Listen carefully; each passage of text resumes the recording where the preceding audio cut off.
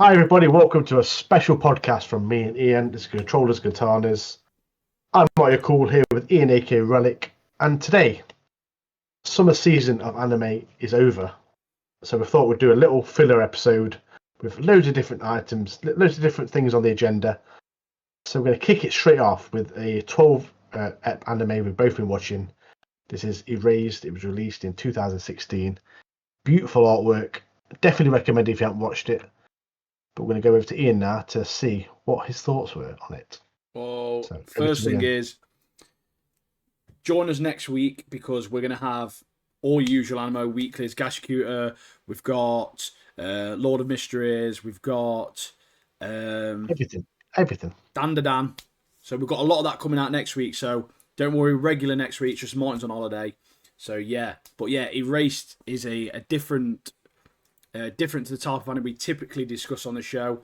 Obviously, we're simple-minded creatures, me and Martin. We love fighting and that sort of stuff, but we're also emotional beings. We're all emotional We've got men. feelings. We've got feelings, mate. We've got hearts. So sometimes we like to mix it up, see what's happening, see what's different. And we also do like a little bit of supernatural, a little bit of paranormal, that sort of stuff.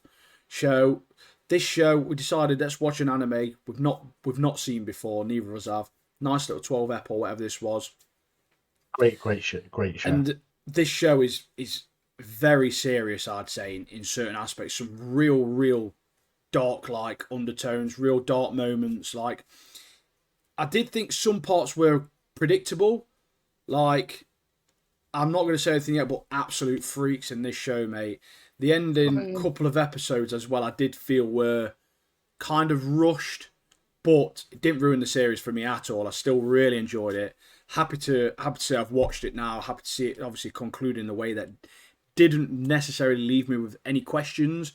I was very satisfied with this show as a whole. Like the way it ended, I'm very happy that it's just a one season anime. Yeah. Like it's perfectly great as it is. But essentially, this show, this show follows a guy called Satoru. He's a 29-year-old struggling manga artist, and he's got basically like a supernatural ability called revival that sends him back in time moments before like a life-threatening incident. People that aren't aware of something like this, and you've watched maybe Final Destination, it's a bit similar to that sort of sense danger going to happens, then you sort of reflect back, all right, crap, I'm not going to drive behind that car with loads of logs because I'm going to get murked off, done for. However... I hate that. That log scene, mate. It's awful, mate. It's the worst one, isn't it? But every time I see it driving, mate. It basically goes through, and his mother's murdered, so his mum gets murked off, and the revival sends him back 18 years to his childhood. So something's happened between his mum and this guy who's killed her. And this awful moment couldn't be prevented from his childhood.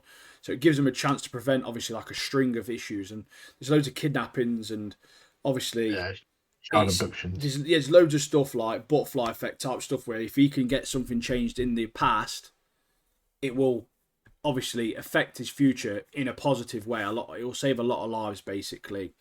And you meet this one character, the Kaio, her name is. She's one of the kidnapped children. But she becomes like...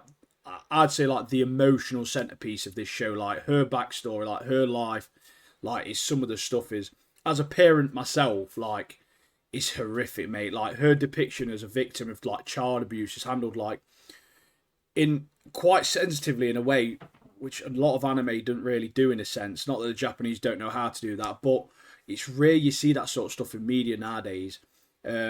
And like, especially, as I say, for anime as well, like add some really dark tones, like I mentioned, making it feel like really real in a sense, don't it? Like you're really there with them, like. Yeah. And like I say, with me having my own kids, it added a lot of emotion to a lot of these scenes. Like, I think I messaged Martin. I watched this entire show in an evening. Like I was up till. I'm not joking. It was a work day. I was up until 2:30 a.m. in the morning watching this because I was hooked, mate. Like, I really needed to know what was happening. So, like, certainly the stories, obviously, you get a lot of emotional scenes with that character, and certainly with her mum and stuff like that as well. Like, I've got more to say, but I'll let you talk, Marty. Yeah, I like the bit as well. Like, obviously, he's trying to work out, obviously, because back in the past, all these things happened to all these children. Like, 3 girls went missing. Um, well, one of them is meant to be a girl, but it's a boy. It turns out it's a boy. But 3 girls go Yeah, I thought missing, that was and a girl honestly, as well. Then man, oh, well, the abductor thought it was as well. But been these duped, 3 girls mate. go missing. But yeah, these 3 girls go missing, and obviously, this is causing loads of trauma because he couldn't do anything. But then, obviously, he has this revival thing, goes back, and he's trying to work out like the string of events of like when he was younger, he saw this girl with the red coat, which is Kaio, isn't it? Kaio. Kaio, yeah. He sees her on her own, and obviously now then he tries to become a friend and tries to change the past. And some of the bonding scenes between them, him trying to befriend her and stuff like that, great scenes, great to watch. He also has other friends at school as well. One of the friends at school is another one who gets abducted. And a shout out to Hero, which is the one who gets kidnapped. Um, Big Final Fantasy fan, so shout out to that little kid. Top character. But yeah, so he goes back. He tries to change things. He tries to be better, have a better relationship with his mom because he knows what's about to happen to his mom in the future. So he's trying to have a better. He's trying to do things a different way, which everyone would if they went back in the past. They would do things different to change certain things to become better people. But there's the part where they get to a certain point, but it still happens. Caillou Yeah. still gets kidnapped, but then he has this. He goes back and forth back to 2016, and obviously he's still on the run because his mum's been murdered, and the cops think it's him, so he's on the run there. And then while he's in 2016, he works out a way, like he works out more information to help him go back in the past and change things again. And when he does that, yeah, it is great. I don't want to say too much if you're going to watch it, but like the scenes and how well it's put together. Like I said, the last couple of seasons episodes quite rushed, aren't they? But yeah, Yeah, like the scenes and how like he works things out to try and avoid things. And when you find out who the abductor is and some of the which people in it, I like probably predicted, by the way, yeah. like easily. There was a certain But scene as well that really solidified it for me. So like, there's basically right. So I do think with this, like as I say, I watched it all in the evening. Like each episode, I felt like really does leave you wanting more, doesn't it? Like the cliffhangers that yeah, you get, there's like very subtle cliffhangers on the episodes where they don't feel like forced or anything. Like it's so natural, the way it flows, the way like whoever's produced, directed this show, whatever. Like kudos, like you've done an amazing job, whoever you are. So that just made me sort of like really binge it, but I did think the confrontation part. That's the reason the ending wasn't very good. The confrontation with the killer lacked a lot of depth. I thought, and like the ending, yeah, like as we say, the ending couple of episodes did feel a bit rushed. And I had suspicions of the teacher, mate, very early on, and then the car scene with the lollipops that really solidified to me. Like yeah. he's a nonce. Like literally in my head, I thought he's a nonce, mate. Like instantly, like why is all this stuff happening? And he knows about it, and he's like talking to the kids and like making out that oh no, we're trying to talk to the police, we're trying to do this, we're trying to get social services, and it's not until he really gets pushed by obviously Satoru, the main character, and his mum essentially in some scenes, is it like that? He Yeah. really pushes for him to actually try and do things, but then it puts him in a forefront in their mind as that he's a good guy because he's trying to do it. So like, I Yeah. did think he was a good villain. He was hiding it well from the people in the show, but us as a viewer, you could work it out really easy. But I kind of feel like they wanted you to work it out because once I thought it's him and the lollipop scene, I was like, it's definitely him. I was like, how the fuck are they gonna catch him? Like, what's happened? Like, how are they gonna come to this conclusion? How are they gonna catch him? And obviously, Satoru's mum in the future, she's reliving it all again, isn't she? And she's come up with this thing, and Yeah. she's like, "Nah, I need to go back. Like, I think I know who it is." And obviously, she suspects the teacher, and that's hence why he comes and murks her off. Like, but It's in the future. In the future, before she gets smoked off, you see him walking with a kid to a car, So then she knows that it's the teacher. He's the dunce. Or Yeah.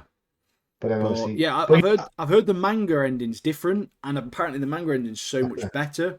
So I may have to pick up like wherever the anime ends, like episode 10 or something like that. I might pick the manga up around that chapter and see how it ends, and just try and compare it and see how it is. But there's a couple of characters in this as well, in that Irie or whatever her name is. His co-worker in the present. Like she was like a really promising character. I mean, Satoru's a bit of a nonce, mate. I'm not gonna lie, right? He's a bit of an odd bloke. And I do find it funny when he's going through and he's like starting to talk to his Kaio and get to know, and he's like, I'm fucking 29, mate. What am I doing? Like, even he's like, what on earth am I doing, mate? Well, I'm embarrassed by this. I'm 29. But yeah, I did feel like they sidelined her, unfortunately, and obviously the present day timeline sort of is somewhat neglected, which is understandable, because if it weren't neglected and he got to the modern, like the present day timeline more often, he'd just be in prison, mate, because cops are after him. So it did make sense, but I do feel like the full circle of him re-meeting her under the bridge made that very final scene much better than what led up to it, if that makes sense. Like that, I really did enjoy that sort of ending part. I did think that was really good. The happy ending, yeah. The happy ending for all around. And obviously then he meets Irie as well in the future. Yeah. In present time now, and obviously they end up together. Well, you think they end up together, which is a great little ending to the show. But I think my favourite part of the show was literally Satoru and Kaio's friendship as it grew. Just the journey, yeah. And obviously because she was holding back all the time because she gets battered by her mum and that. Finding that out, with locking her in the shed and all that sort of stuff. She's a horrible stepdad. And shout out to Satoru's mum, by the way. Satoru's mum, she really was caring for those kids, wasn't she? She knew what was going on. She was trying her hardest to get stuff sorted, and yeah, it was.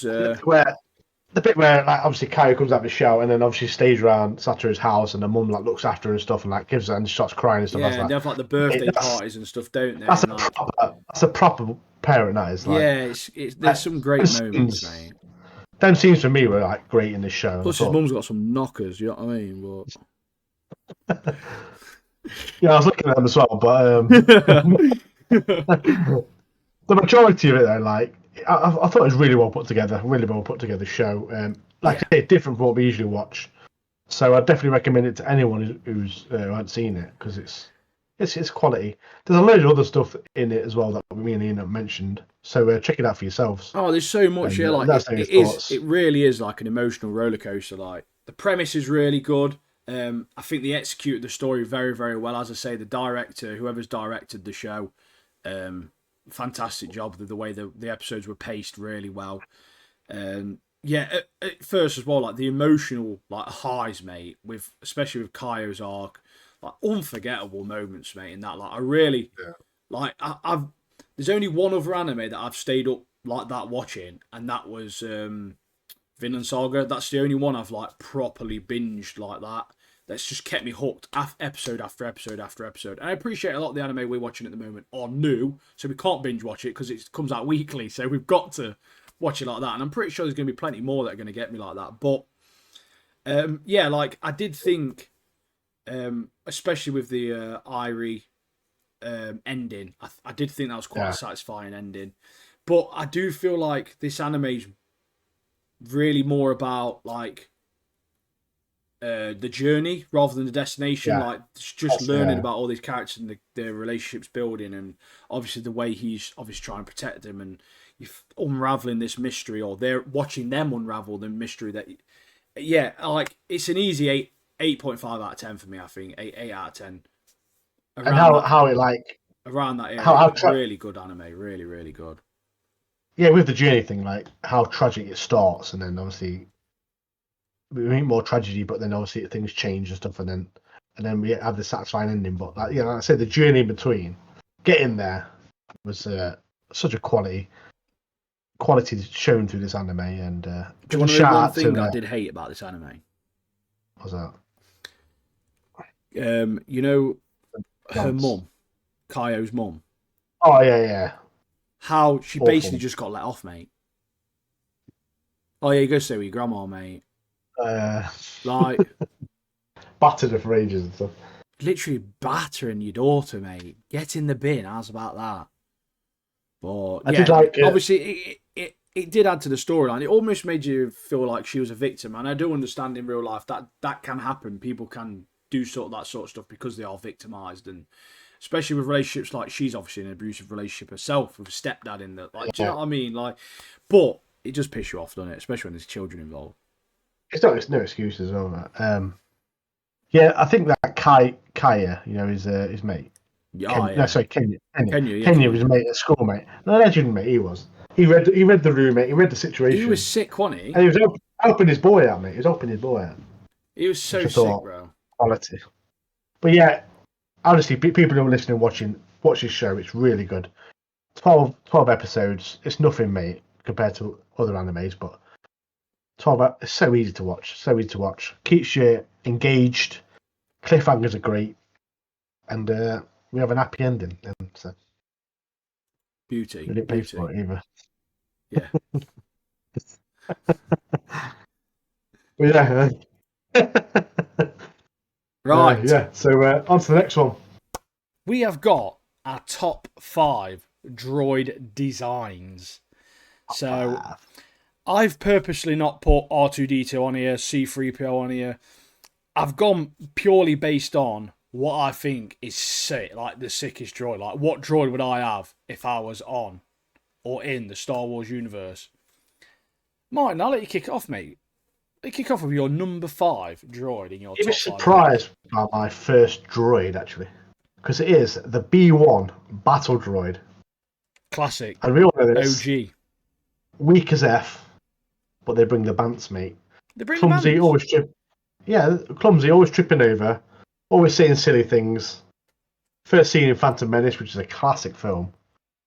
But these obviously feature a lot throughout the fandom. And through all the films, we've seen that hordes of these people get wiped out. But they're just legendary. So Do you know what? That's my number 5. I have not got them on my list, but I was so close to, because they are weedy little stick skeleton guys. But I actually rate the way they look. That's my number 4 is on here because of that, and my number 2 is also on here in a similar thing. But my number 5 is BD1 from the Jedi Fallen Order and the Jedi Survivor games. So this is a little 2-legged cutie, mate, and he's just sick. Like, I'd love one. I'd absolutely have one of these as a pet in real life if I could, mate. So yeah, mine's a little geezer, BD1. Beautiful little droid, mate. Beautiful little droid. Nice. So my number 4 is K2SO, security droid from Andor and Rogue One. And me and Ian watched the Rogue One season 2, and this is where he first comes into it. Sarcastic, witty, loyal, and also packs a punch. And we see the amount of damage he does to the to the Empire in the end of Endor, and obviously in Rogue One.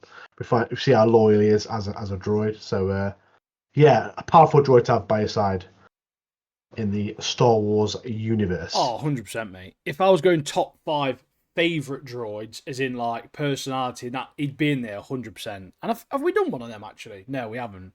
But he'd be in there, mate. He'd be in there because he's a sick guy. I think he was in our tier list. I wanted. Did we do a tier list of it? Yeah. We did. Yeah, I think so. Yeah, but I just think there's ones that look cooler. My number 4 is a B2 Super Droid. See these in the live action episode 2 and 3, and they're like, basically they've gone for the B1s. The little weedy guys keep falling over, and they've injected them with super serum, mate, because they're like jacked beefs, like that, proper beasts, mate.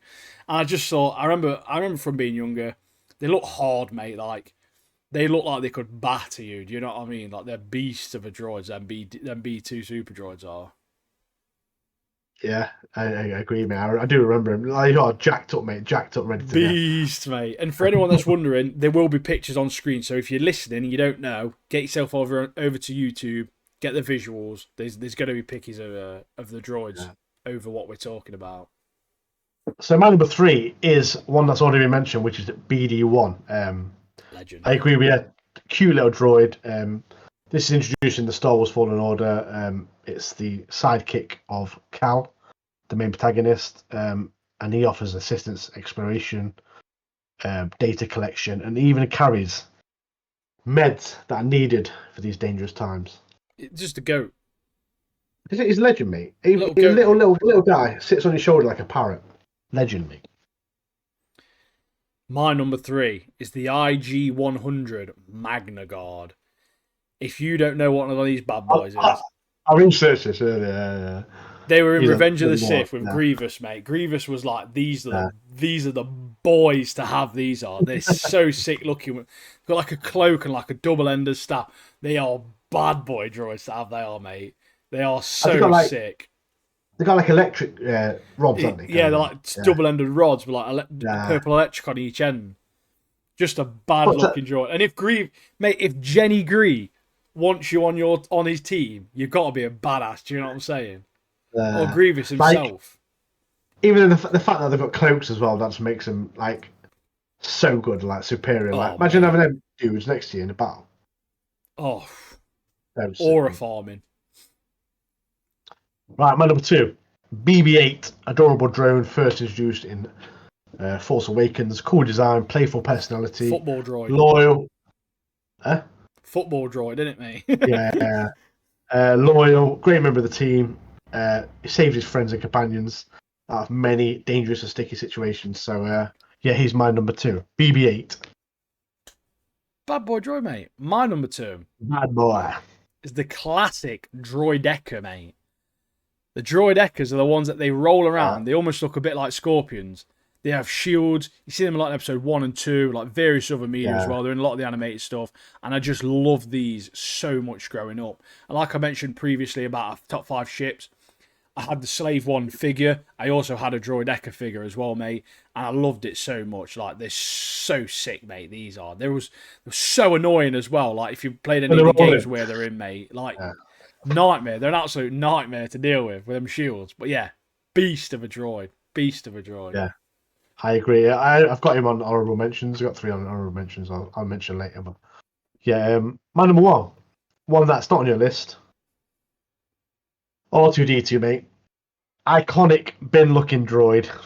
Great sense of humour, loyal, sneaky bugger, sneaks Death Star plans across the galaxy. Presence, though, throughout most of the Star Wars franchise of films. So, iconic character, legendary to me. So he is number 1 for me. Oh, yeah. If I was going in top 5 droids in terms of legendary status, he would be number 1 all day long, mate. Yeah. But he's not the coolest looking. The HK-87 assassin droid from Ahsoka, mate. Now that, Google that with its cloak, unrivaled, mate. Now, as I say, picture will be up now. You've got to agree that this is the sickest looking droid that you've ever seen in your entire life, bro. Honestly, you search HK-87 assassin droid from Ahsoka, it is a badass looking droid. It's like red, it's like a humanoid looking thing. Unreal droid, mate, that. Absolutely unreal. I'm just going to mention the honourable mentions I've got. Pit droids, mate. Legends, mate. Pit droids, working 100%, hard. Mate. 100%. The little dome heads, the little frying pan heads, mate. They're sick, aren't they? Also, B2 email. Legend, mate. Legend. B1s were in my honourable mentions. Pit droid was in my honourable mentions because they're just fucking so cool, aren't they? Yeah. But yeah, there's so many great designs, like really, really fantastic design droids in Star Wars. Like everyone's top 5 would be different in terms of like rating how cool they are, and there's just that many. There's so many variations of a top 5 for droids. Like I could easily change those out. Like and find other ones that are so sick as well. Like assassin droids and healers. If it's an Ultra droid, mate, I'll be on that. But yeah, assassin droids, healer droids, mate. Ones that are good with like technology, mate. That's what you need, isn't it? You can do anything, mate. You can do anything, minute. That's why I love those little BD ones, mate. They're just clutch, aren't they? They are so compact. Like they just taz around with you, get on your shoulder and stuff. Proper cool, mate. So sick, aren't they? Got all the medipacks for you. Like, come on, I need some medipacks, man. I'm struggling here. Yes, mate. So sick.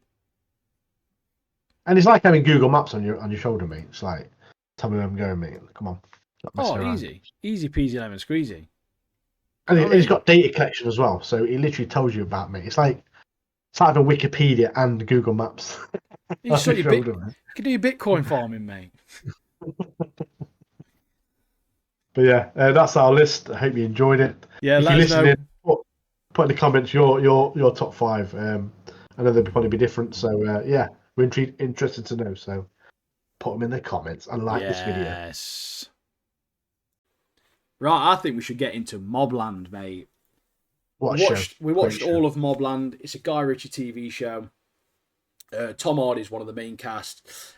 What's the other guy called? I can't remember his name now. He plays Kevin, doesn't he? Yeah, it's the dude out of House of Dragon, mate. He's from Belper, isn't he? Oh, he's such a legendary British actor. Paddy Considine, Yeah, innit? Like, shout out to him, fantastic. Pierce Brosnan. Pierce Again. Brosnan. Fucking I mean, legend. he's in it, but his performance isn't that great compared to some of the others, in my opinion. Yeah. His He's still a accent was a legend, bit though. shit, but he is a legend. But like, this show had some really ridiculous moments. Which UX, if you know Guy Ritchie, and you know like the Guy Ritchie worlds that he builds, you think about Gentleman, think about Snatch, it's those sort of worlds. There's some ridiculous moments. Like, that's what he's good at. Forget Aladdin, although, however, pretty good. We'll talk about that soon. Don't get me wrong.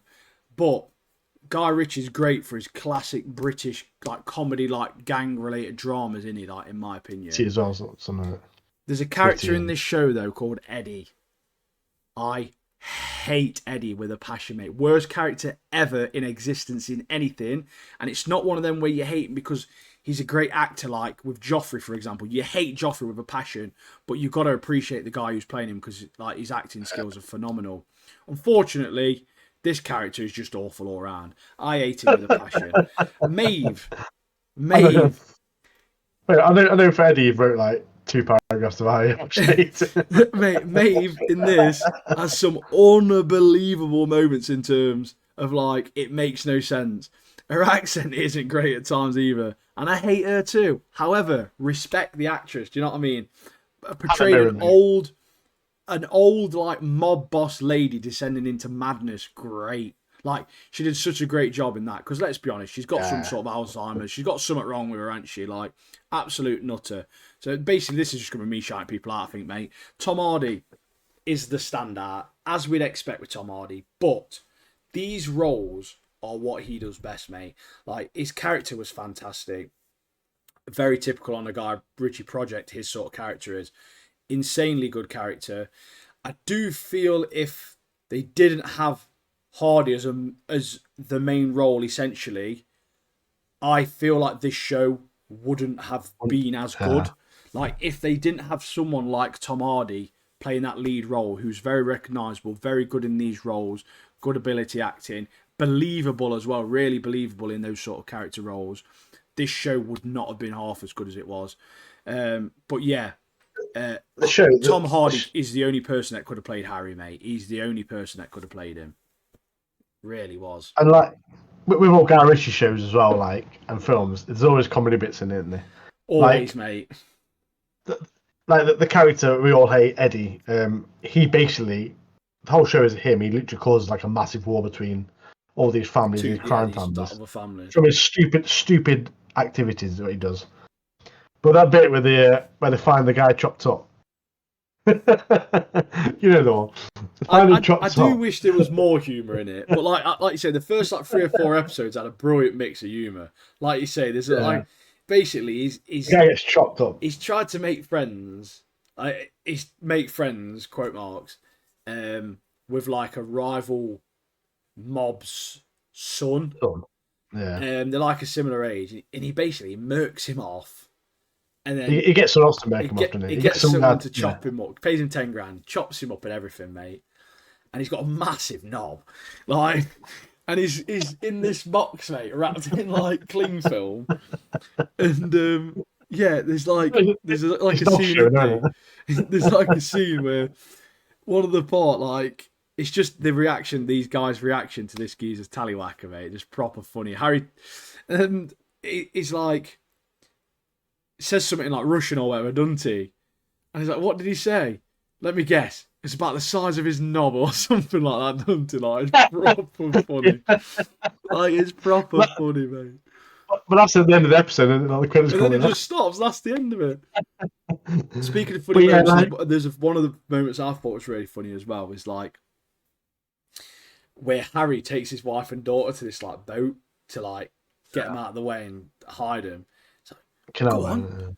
There's kittens. Say hi to the kittens. Like it's dead normal, mate. And then the part that makes me laugh is that he's took him to this boat where there's cats, and he has a talk with Jan, his missus, and she's like, when we got into the relationship, there was 3 things that we established. I hate cats, I can't swim, and I don't want to know what you do for a living. Like, and he's took her on a boat on water. She can't even swim, and there's cats there. She doesn't even like cats. Like, I just it's a quality scene, mate. But I do agree with like Tom Hardy's character in this. He just owns it, doesn't he? He owns all the scenes he's in. He's that like that is him, mate. Like, yeah. Think what you want in Venom. Think you want all these like this is his bread and butter. Like. These sort of roles are like him. Do you know what I mean? Like, and if you ever watched Warrior, sick. What a film that is as well. To be fair, mate, Warrior, what a masterpiece, mate. If you've watched it, you know what we're on about. Masterpiece, mate. I've watched that film about 32 times. It's fucking so sick, mate. That movie. Yeah. But, Tom Hardy in that as well. I think it's one of his best films, to be honest. But it's one of my. I think that actually could be in my top 10 movies of all time. You know, Warrior. I was going to watch it today, but. I might watch it this weekend. I don't have time, but yeah, it's so good. But yeah, Tom Hardy though. Tom Hardy, great. But like, I thought the cast throughout was really good. The cast was yeah. Rory. It was star-studded, mate. But I'm not. The problem is they didn't all give star-studded performances. I think that was my biggest issue with it. Also the writing as well in it. There's some pretty bad writing in parts, but if you're like me. This is what I expect from Guy Ritchie in terms of like gang-related shows / movies. I mean, I'm not going to compare this next to anything like Snatch, mate. Like, Snatch is a fucking masterpiece. I don't care. We're going to talk about that, aren't we? Yeah, we'll get to it, mate. We'll get to it. But like, in terms of British gang-related media, and most British gang-related media, isn't going anywhere near an 8. And above out of 10, to be fair, most circumstances. Like, I had a lot of fun, mate. I had a lot of fun throughout this. I'm glad there's a second season coming purely because, like, the ending I thought was really, really, really random. Like, really random. Yeah. Like, not Eddie, sorry. Jan accidentally stabbing Harry. How, for one, that made 0 fucking sense. But some of the plots, like Eddie being Kev's brother, not son, weird, mate. Yeah. Why? And like Maeve knowing about it and like weirdly getting into Eddie, like she wanted to be with him or something, mate. I didn't understand it. Like, what are you doing? Like, well, I think that was like she's trying to like big him up to be the next like leader or whatever. Nah, I think she wanted him, mate, because she hates his other. She hates Serafina. To be fair, Serafina, shout out to her. She was a good character, and the actress did a really good job. I thought of that as well. I tell you what's crap. I didn't like that. You know, the other brother. The other brother who got changed. The other guy who literally cocks up on everything he does, every deal he does. He just needs to stay out of the crime family, mate. Yeah, he gets murked off anyway. But like I said earlier, I do wish there was a bit more humour in it. There was quite a good humour. I mean, there's a lot of serious moments in terms of like people getting chainsawed and stuff like that. But those sort of moments, even those sort of Guy Ritchie usually does a good job at making them light-hearted. But it did have the Guy Ritchie sort of like wittiness in certain parts, didn't it? But I just want to take a moment for Paddy Considine, mate. His entire there's a couple of moments that he had that like really made him shine in terms of like his acting ability. His entire monologue to Conrad in jail, I thought was brilliant. You know, at the end, like, "Oh, you're dead. Like, you're done for." Different world. Yeah, like, different world. Yeah, like I thought that was fantastic. It really shows that he's grown as a person. And mate, Kevin and the guard in the kitchen. Like, that part was honestly mental, mate. I honestly felt for a moment that he wasn't going to finish the job that he went for. Yeah. And you get this moment where, like, he murks his prison guard off who'd raped him when he was younger in prison and stuff like this. And this prison guard's trying to, like, make you feel sorry for him and, like, all this stuff. And yeah, you think he's not going to kill him, but then, like, he says something, doesn't he? He says something wrong. And then he just straight to his head. Suppressor to the end, mate.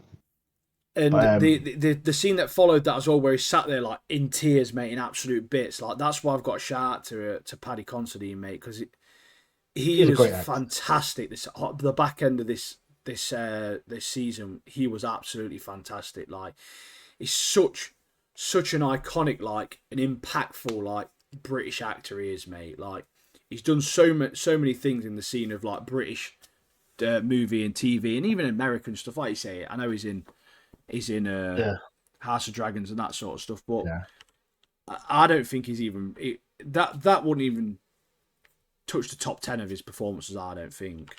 Yeah, like, he's fantastic, isn't he? Have you seen that film In His Shoes or something like that? Dead Man's Shoes. That's one of the Dead Man's Shoes. That's it. Yeah. That's one of his greatest performances, I think. Unbelievable. That's what kind of brought him on the scene as well. Unbelievable, mate. Unbelievable, mate. That's anyone who's into any sort of, like, British sort of, like, movies and they've not seen Dead Man's Shoes. It's from, I think, 2004-ish. It's like it's like a psychological, like, thriller, like, thing, innit? It's a revenge story, essentially, innit? Like, yeah, that's what it is. Yeah, won't say too much because you watch it. Yeah, watch that, mate. Paddy Considine's the main guy in that, but Mobland, I thought it was a really good show. I'm glad there's a season 2 coming out. Another show that Guy Ritchie's done is The Gentleman, which is season 2 is coming out of that, which I'm looking forward to also. But I think, in general, most of Guy Ritchie's stuff I watch, it's pretty decent. I do love his writing and directing of shows and films. I don't think this was as good as The Gentleman Show. I do think The Gentleman Show was better than this. Yeah, but I thought this was really good, mainly because of the actors and the characters and all that. I thought they had a really good cast. And the scenes in it, I mean, Tom Hardy for me is just the top tier actor in this show that kind of carried most of it.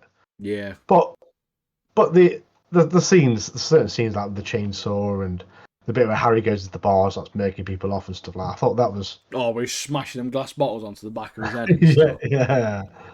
And like the character he plays that and how he portrays it is phenomenal. What would you rate it? I rated The Gentleman around an 8 out of 10, and I can't give that an 8. I'd probably go like a 7.5, 7 point. Probably give it a bit higher than that. Probably like a 7.7 or something like that. I give it 7.5. Yeah, it was fine. It's not groundbreaking. It's not revolutionary. It's exactly what you expect it to be, isn't it? It's a good watch. Yeah, it's a good watch. It's definitely if you enjoy British sort of like crime dramas, it's one to watch, mate. It's one to watch. What, 10 episodes? If you love gangster stuff, British gangster, that'll be your fix, mate. Get on it. Yeah, it's pretty decent. It's got some recognisable people in it, hasn't it? So, but so Guy Ritchie. While we're on the Guy Ritchie subject, as we have just discussed Mobland, we thought we'd give you a treat, a bit of a tier list. We're doing a Guy Ritchie movie tier list. So we've got 14 movies on here, and we're going to go through them, and we're going to discuss from, you know how it works, S to D. Some might get put in D if we haven't watched them, and we do apologise because we haven't watched all of these movies. So maybe two I've not seen. I think there might be one or two Martin's not seen. Yeah. So between us, hopefully we can get a full list. But I want to kick it off here with something. We did a tier list because everyone loves a tier list, don't we? We love a tier list. Do you know what I mean? We love a tier list. And we're going to get it kicked off with, I'm thinking, right, a bit of an underrated one in some sense. It's King Arthur, mate. I enjoyed this movie. I don't know what to say. I Really did as well. enjoyed this movie. Nothing to do with King Arthur, really, mate. It was just like a medieval, classic Guy Ritchie type film. I wouldn't put it up in Fantasy. S tier, but Yeah. it's a very entertaining movie, and it's worth noting. Obviously, we have got S, A, B, C, D. Some of these movies probably aren't even in the top 5 or 10 movies of all time. But this, in terms of a Guy Ritchie film, we're going for S tier Guy Ritchie film to D tier Guy Ritchie film. We're basing it on Guy Ritchie movies alone. So if you think we probably put something a little bit too high, we haven't. Is the honest answer. So what are we saying? King Arthur. Obviously, it had what's his face in it from Sons Jude of Law. Anarchy. Jude Law's the baddie one too as well. Yeah, Jude Law's in it. It's good cast to be fair. Charlie Hunnam. Yeah, Charlie Hunnam, that's his name. Yeah. Yeah. Just a very entertaining movie all around. I thought really entertaining movie. Yeah, it's like it's a twist of the King Arthur story, but with a lot of fantasy in it.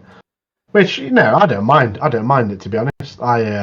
It's an enjoyable watch. Like you're sitting back, chilling with your snacks, you got your drink out. Just an entertaining movie, wasn't it? It's one of the movies where you don't have to think too much. You can just proper veg out and just watch it and just appreciate it for what it is. So I think it deserves an A personally. Yeah, put it in there, mate. I mean, I could get it in B. I could understand someone I'd say arguing low put it in A. B, but I'd say it's a low A, 100%. Yeah. Right, let me say one. What we're saying? What about Sherlock Holmes, the first one? The first Sherlock Holmes, which I think I'm trying to look on the movie posters, I believe is this one. So the Sherlock Holmes movies, Robert Downey Jr. is Sherlock Holmes in them. The first movie especially, is the better of the two. It's a very entertaining movie. I'd probably hazard and say I probably prefer it a bit more than King Arthur, to be honest with you. The first one. So I'd happily put it in A. What we're saying? What are you saying? Yeah, I agree with you. Like I loved in both the Sherlock Holmes films, like how gritty it was, like gritty London. Yeah, it's really cool. The crime and stuff. Yeah, the setting and stuff. Obviously, with all Guy Ritchie stuff, he always has most stuff in London, which I love. But yeah, it's like dead dark, gritty. I love the bit in it though where he's having a fight with a guy, but because obviously he's like an intelligent bloke, he's like calculating what the guy will do next or where he's going to hit him and stuff. And I thought that was such a good piece to put into a fight. Like he's deciding where to say he's going to punch him in the arm to like weaken his like arm and stuff like that, and his punches. I thought great that is. But the cast of Robert Downey Jr. and Watson being Jude Law, quality, spot on, mate. innit? Quality. Spot on. So yeah, A for me. A for me. We may as well kick it off and do the second one. So again, like you say, cast's great, setting's great. Story, on the other hand, wasn't as good. I thought. I thought it did fall off quite a bit in terms of the first one. I thought the first one was a lot more entertaining, a lot better. But what I did like about the second one. I'll let you judge this bad boy. Yeah, what I did like about the second one is obviously, if I remember correctly, Moriarty comes into it at the end, which is obviously an arch nemesis of Sherlock Holmes. But we never saw the third movie. No. Maybe it'll come out, maybe it won't. But I would say low A or maybe high B.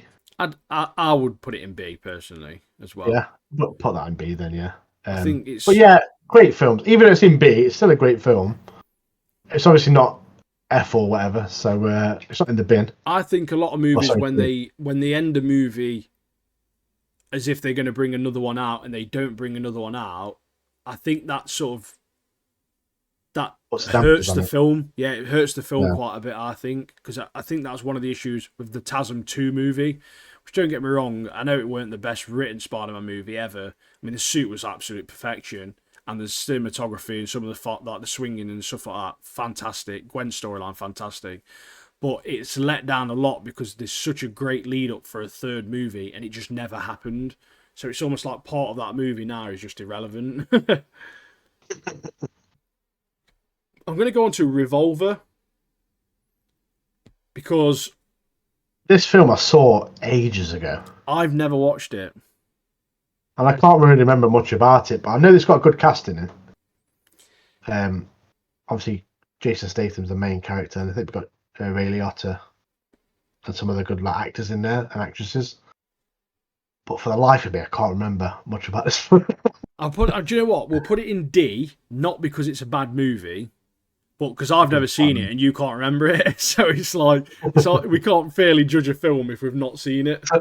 So we're going to put it in D for dodgy memory. Yeah, for dodgy memory. Don't remember, yeah. Right, next one. Aladdin. Live action Disney, obviously a remake. Have you seen Aladdin? In Aladdin, yeah. So with this one, sick, mate. I don't even care what anyone says. As far as live action Disney goes, it's actually pretty entertaining, mate. It's pretty good. I wouldn't put it as high as some of these others, but it's a pretty entertaining movie. I don't know what to tell you. I totally agree with you. Like, see, for me, Aladdin, the animated Disney, is my favorite Disney of all time. And when they brought that out, and Guy Ritchie was the director, it's like a bit dodgy. This is a bit weird, isn't it? Why is Guy Ritchie? Probably with guns and shit in it. a great film, but Will Smith is no Robin Williams as a genie. No. But like I say, a great film to watch. I really enjoyed it. I went to the cinema to see it with the family. But yeah, I'd say get it in A, mate. I'd happily put it in A. I'd happily put it in A. Honestly, I always argue with Perry at work about this, right? Because he's obsessed. He's literally got Disney dicks in his mouth 24/7. He's sucking Disney off left, right, and centre, mate. Like, he's obsessed with Disney, and he's obsessed with animated live actions as well, like the How to Train Your Dragon one, which makes no sense to why they've done. And he can't understand that it's just a cash grab. Like, they're just doing it instead of just putting that money in and investing that money into a director and a writer who's got a great story and something new. They're just making live actions of movies that already exist. And the How to Train a Dragon movie is just hash for it's an exact movie to the animated one. So we don't need it. Yeah. It's irrelevant. We literally don't need it. This Aladdin movie, again, it is a live action. But it's probably it's the best one I think they've done personally so far. Yeah. In terms of adaptations. They brought a load of Disney's out live action that have been horrendous, and Disney have lost loads of money on it. But this one, I thought was really good, and there's obviously a lot more scenes in this one than there is in the animated things. Yeah, they've changed a lot of the songs as well to modernise them a little bit. Like with the Will Smith scenes, Will Smith does a good job, mate. I don't care what people say. Yeah. And there's a lot of people like, why is he the genie? Like, it'd be crap or whatever. But he did a good job. He's no Robin Williams, but he did a good job. He did the songs well. The song was awesome, mate. You know the one where they're like parading through and stuff, and he's like doing the rap. It's sick, mate. Prince Ali, mate. It's sick, mate. It's wicked. I love it. It's actually wicked. Yeah, I think in this film as well, they did like a lot more like Genie, Aladdin, like bonding as well. Yeah, like there's a few extra scenes like when they go to the dance. Those are boys being boys, mate. Yeah. They got to make this friendship, mate. That's why he released him at the end. Spoilers. Released him with his final wish at the end, mate. Because freaking bros before hoes, isn't it? You know, that's before me. Hoes, mate. Want to go and vote for that, but. Oh, let's move on to. I'm going to go on to. Is it the something of ungentlemanly warfare or something? It's got Henry Cavill in it, hasn't it? Yeah. Have you seen this? Yeah. Have you seen it? I've seen it. Yeah. I have seen it. Yes. Right. This film, to be honest, I enjoyed it. To be honest, it's basically like you just like another one. You just manga out on the city. Yeah, it's fine, isn't it? It's just fine. It's an action film, isn't it? It's an action film. You got Henry Cavill, legendary actor. You got the dude from Jack Reacher, big massive. I can't remember his name. Alan Richmond or something. I was going to say, yeah, Richmond. Not Alan Rickman. Yeah, he's brown. But yeah, you got a really good cast in it, and it's basically about the Americans or the British fighting against the Nazis. Good action film, easy watch. But I'd say B, high B. I'd give it a B. It's not I don't think I'd ever rewatch it. No, I wouldn't. No. Yeah, I don't think I'd ever rewatch this movie. Whereas I've seen King Arthur a couple of times, I've seen Aladdin a couple of times, I've seen Sherlock Holmes a couple of times, and that's always a good indicator to me. If I'm willing to watch the movie more than once, I probably enjoy the movie. Do you know what I mean? Like, I think I've watched Aladdin. I think I watched Aladdin about 4 times, mate. Yeah, we've seen it a few times. 4 or 5. Classic, mate. Classic. What about Man from U.N.C.L.E.? Man from U.N.C.L.E. Is this the Jason Statham one? No, that's it's. Oh no, Henry that one's Cavill, Wrath of yeah. Man. Sorry, isn't it? Yeah. Man of Yeah. U.N.C.L.E. Sorry, yeah. I've not seen this movie. I've seen it. It's based on an old series. Mum and Dad used to watch back in the day. But I thought it was a good spy film. Kind of give you a glimpse of what Henry Cavill will be like as a bit of a Bond character. Yeah. Which obviously we all want. Now Amazon's took over. We all want Henry Cavill to be the next Bond. But yeah, I thought it was a good film, a good watch. I probably won't watch it again. But it's one of the films you watch and you enjoy, and I say you just move on. But I'd probably say High B again for that one. Yeah, I'll take your word for it. Some good action I scenes can't again. get it in there. There it goes. But yeah, good fight scenes, good action scenes, good storyline. So yeah, High B for that one. So what we're saying about Wrath of Man? Let's say that because I accidentally said Wrath of Man. I really enjoyed Wrath of Man. I've seen it 3 times, I think. Great cast again. Jason Statham, Scott Eastwood as the bad guy. Clint Eastwood's son, legend, mate. Yeah, legend. Legend. But mate, so this story is about a man who he gets involved with these people. He loses his son in this like raid thing, and then he joins these criminals to try and get back at him, really, to kill him off or to get him arrested. And they're on this he joins this team for like a heist, and it all kicks off from there. But yeah, I really enjoyed this film. Jason Statham's badass at acting and action. So yeah, he plays the same part really every time, doesn't he? It's your classic, isn't it? It's just a gritty, like old school, like crime thriller type thing, like as you expect from a lot of these Guy Ritchie type movies. Classic Jason Statham performance. It's one of them guys where he's not the best actor in the world, but he's a consistent actor. You know exactly what you're going to get with him, don't you? And yeah, it's just what some people getting beaten up. That's what you watch his films. That you like bit of action, bit of fighting, and he plays the part well. It's weird to think though that he was originally like a diver or swimmer. Yeah, like an Olympic swimmer or diver or whatever. And now he's like round-assing people on films and stuff. But he plays the part well. He plays the part well, and I think what we're saying about this one. I think I could put it. It's definitely better than Man from U.N.C.L.E. or Man of U.N.C.L.E. Oh yeah, it's definitely better than that, and that's in B, isn't it? I think I could put it in A. Like, yeah, I'd probably rate it like a 7.5 out of 10 personally if I was to rate it. But realistically, most of the Guy Ritchie movies aren't going to get like high marks because they're just, as for what they just are what they are. But you've got to appreciate them for what they are, if that makes sense. So I'll whack it in A because it's just again an entertaining movie. Sit back, really enjoy it, watching it. And like you say, this one you've watched a few times, so that obviously already puts it above the ones we've put in B, really.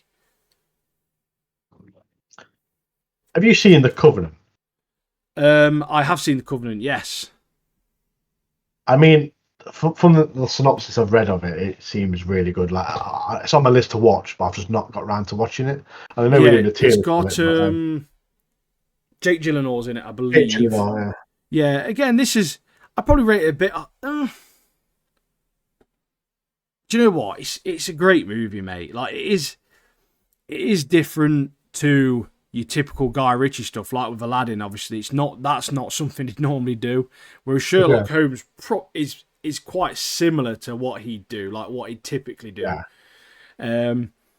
But it's they're basically like, I think they're in Afghanistan. There's like a war in Afghanistan.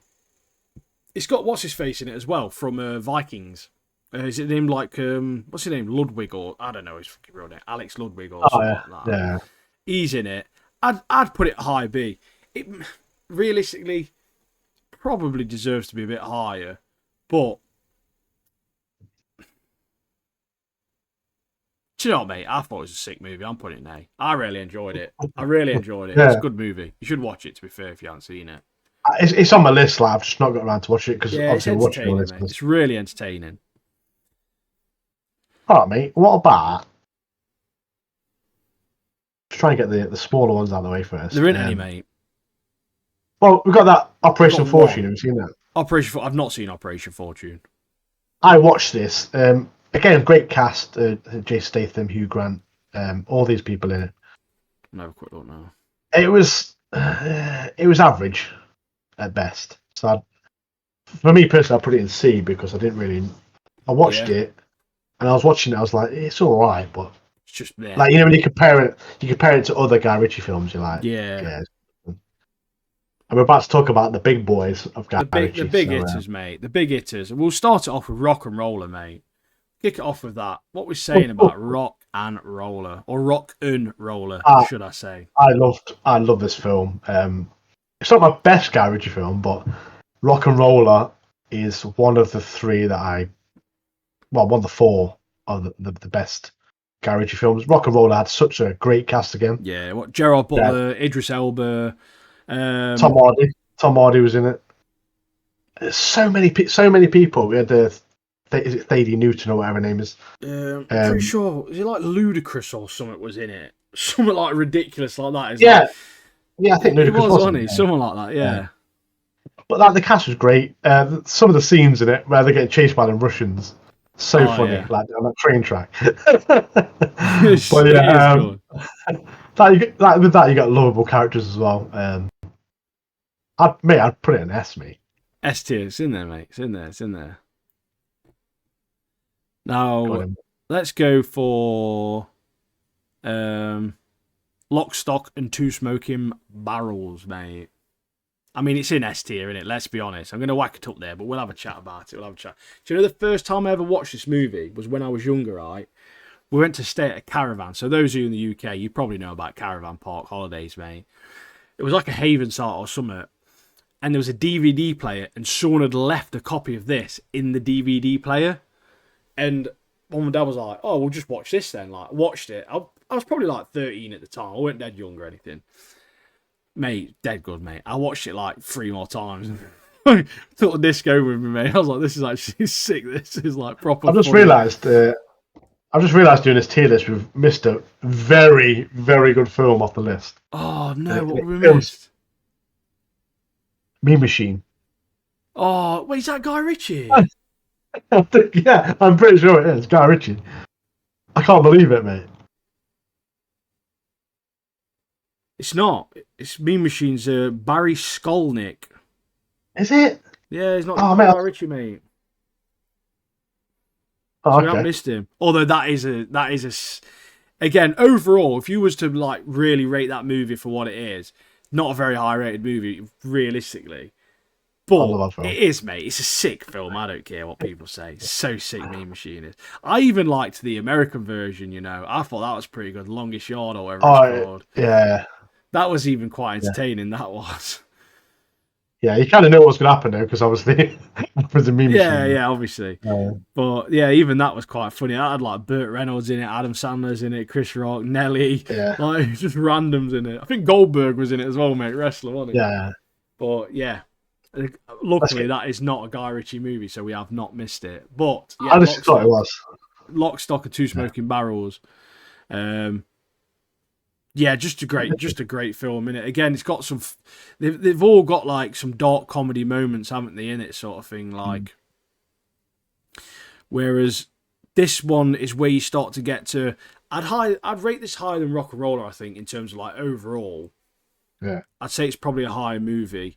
I think the cast is probably not as well known either, is it? Really? Yeah.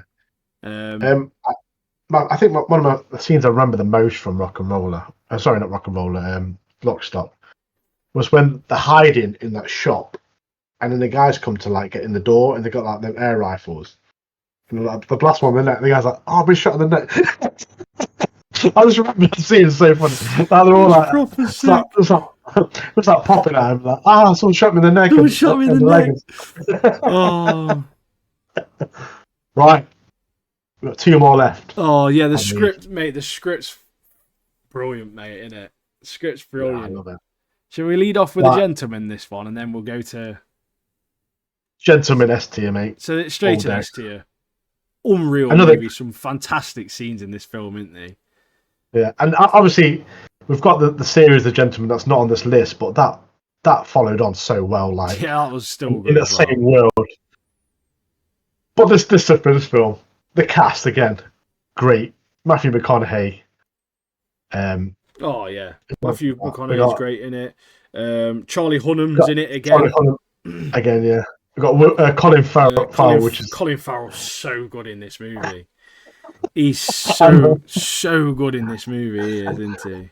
But the cast is great. We've even got Bugsy Malone, the rapper. Yeah, he's in it. He's in it as well. But yeah, the storyline's great. The action scenes are so funny, and I love Charlie Hunnam's character in this again. He's got OCD, hasn't he? And he gets touched by these like scropes or this chav. He's like, "Don't touch me." He's like proper like cleaning everything where he goes and stuff. But yeah, Colin Farrell's character in it again. Yeah, boxing promote. It's like a boxing gym. Yeah, he's like an Irish guy, isn't he? Yeah. Is he? He is Irish, isn't he? One of the scenes, you know, the chippy scene, or whatever it is, the where them like little chavvy lads go in, don't they, with a knife, and he just batters them. He's like, "You pissed yourself." Yeah. There's a smell of piss in here. You smell like piss, man. There's a smell of piss in here. But yeah, he is quality actor though. But yeah, S tier all day, that film. S tier. Right. S tier. We got one more film. That's also going to go in S tier. It starts with S as well, doesn't it? This is. It's called. It's God tier, mate. It's God tier. It's G, mate. Yeah, it's God tier. This is the greatest Guy Ritchie movie of all time. Snatch.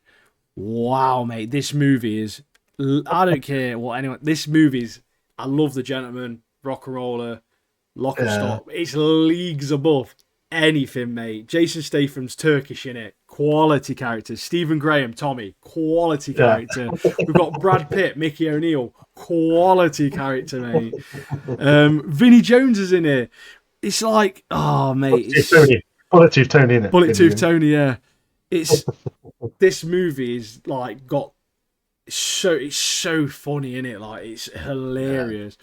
It's like it's about like underground, like illegal boxing, in it, like sort of thing. Yeah, you got that underground boxing. You got it's all about a duel. That's what it's about. Yeah, it's about a duel. Yeah, it's got like Russian gangsters in it. It's got amateur robbers in it that are rubbish, mate. Like, they're my favourite characters. Especially what's the name? What are the names? I can't remember the names now. You got Tyrone. Tyrone's the best character in it. Tyrone, what's the other guy called? I love the bit where he's trying to get out of the car. Like that. I can't remember what his name is, mate. Tyrone's dead funny, and the big black guy. He's proper funny in this. It's Vinny. Is it Vinny and Lenny? Is it Lenny and Vinny? I think it's. Lenny's one of them, I think. Yeah. I love the bit where they pull up because obviously I think it's Lenny. Is it Lenny? Yeah, Bad Boy Lincoln. Lincoln. Is it Sol? What's his? That's it, Sol. Yeah, Solomon. The actor that plays him is called Lenny. Lenny James, isn't it? Lenny James. Yeah. Yeah, Vinny and Sol. They're so sick, mate. Them two. When they're in the car and Sol's like bigging up Tyrone, and then they pull up to like a gas station. And he's trying to get out of the car, and he's like struggling to get out. It takes like 10 minutes to get out, and that Vince is like, "You call him a getaway driver? What the f can he get away from?" Oh. But there's another scene as well where he like reverses into he tries to reverse into the parking space, doesn't he? And he crashes into the van and he goes, Why did you do that? It's too tight. You can land a jumbo jet in here. But yeah, he's full of quotes like that and action scenes. It's so funny. Oh. I watched it about 20 times, this film. Oh, there's one bit in there where that copper goes up. It's like, oh, just taking the dog for a walk. What's the problem? It's like, what's in the car? Seats and a steering wheel. Like, But there's so one many, of the there's so greatest, many good ones in there. What's the other guy in it? one of Bricktop. In it, Bricktop. yeah, one of the greatest villains, mate. Bricktop, isn't it? It's so Bricktop's a funny. legend, mate. But Well, yeah, no, he's there's that one ruthless bit with where they nick that car, don't they? And they got that dog because the dog eats the jewel, doesn't he?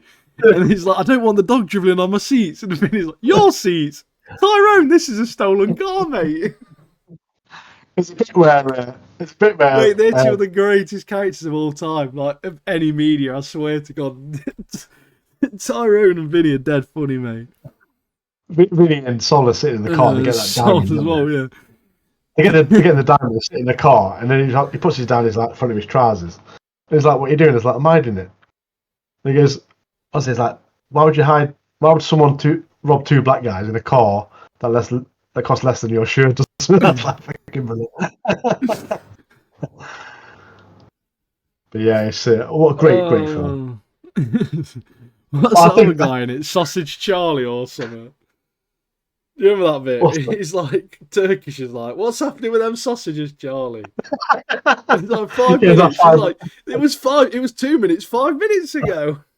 Mate, I'm gonna have to get some quotes up for that, mate, and just read them for banter, mate, because some of them are just so funny, aren't they? That bit where he's trying to get out of the car there, Tyrone. I think that's my favourite comment of it. What that? I thought you said he was a getaway driver. What the fuck can he get away from, eh? So good, mate. It was. What's the bloke's name in the van? Frankie Four Fingers, in it, yeah. Frankie Four Fingers, bro. And they go in the bookies, don't they, to get to rob him? It's like, you've got 5 fingers. it's not just Frankie Four Fingers, isn't it? It's like, you've got 5 fingers. Why you got 5 fingers? Yes. Yeah, it's. But yeah, Is it on if about? you listen, Is it Bricktop who's on about the pigs? He's like, I just feed you to the pigs or whatever. Is that's in Snatch, I think, isn't it? yeah, it's that bit where he finds out who robbed the bookies and he bricked up, and he comes in to that soul shop or whatever, and then like he don't say who he is, but he just gives them like a massive description of like feeding dead bodies to pigs. He's like, it's all well and good, but who are you? It's all well and good. Besides the guy who feeds people to pigs, of course. Yeah, very funny. Oh, mate. I'm literally like teary eyes, mate. It's so funny, mate. Thinking about it. What's that one line? Was I don't care if it's Mohammed Ahmad. What's it? Ahmad Bruce Lee or something, doesn't he? You can't change fighters. Oh, mate, it's so good. It's got so many good like quality quotes from it, hasn't it? Iconic. But the characters are so good in it. But yeah, if you're listening or watching and you haven't seen Snatch, highly recommend it. And obviously, you've heard me and Ian talk about it for the last 10 minutes of how good it is. Especially if you're not from the UK, it is like one of the best British movies like ever made. Like if you're into darker comedies and like gangster crime things, like watch it. It's one of the greatest films.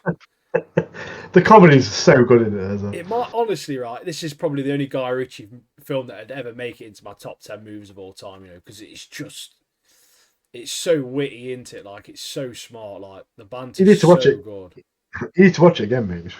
Yeah, I'm gonna watch it. It's polish up. It's so funny, mate. So funny. But yeah, I love that film. That's it for the tier list. I hope you enjoyed the tier list. Give me your thoughts in the comments of your favourite Guy Ritchie films. There's a lot to choose from, so let us know. Yes, boy, oh boy, oh boy, oh boy. And I think that really wraps up today's video, to be fair. Yeah. So, if you liked it, you know what to do. Like, subscribe, get us on TikTok, get in the Discord, comment on everything because it boosts the engagement, and we're really trying our hardest to get to 1,000 followers on TikTok so we can add some cheeky links in our bio. So, yes, if you did like it, appreciate you being here, appreciate you watching. Hopefully you enjoyed it. I've been Ian, aka Relic. Been joined with Martin, aka Marto Cool, and we shall leave you here Have a great weekend. And yeah, peace and prosperity. Godspeed and all that jazz. And take care, everybody. We love you, and we will catch you in the next one. Goodbye.